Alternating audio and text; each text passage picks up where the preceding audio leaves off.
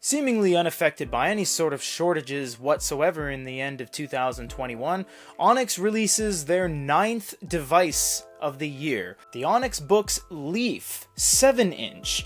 There aren't too many 7 inches around, to be completely honest. It is running an e-ink HD Carta screen, 1680 by 1264, front light, 2 gigs of RAM, 32 gigs onboard, Android 10, and a 2000 milliamp battery.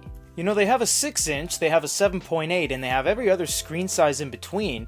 I'm not entirely sure what this is supposed to be, except basically just a large screen ebook reader, but they have the poke and they have so many Novas, the Nova 3 Color, the Nova 3 itself, but let's check it out all the same. Also, I'm going to make an assumption. It says silver gray on the bottom, so I'm wondering if it's going to have the same kind of paint splatter as the Nova Air. It does not have the same kind of paint splatter, but this is looking very Note 5-ish on the back. This is not a metal backing, so it is a plastic backing, and there's nothing on the right side. There's a power button up top and a lot of stuff down below. You have some Torx screws for access, you have a USB-C, you have a status indicator light, I believe, unless no, status indicator light is right there. That is the microphone, and we have twin speakers.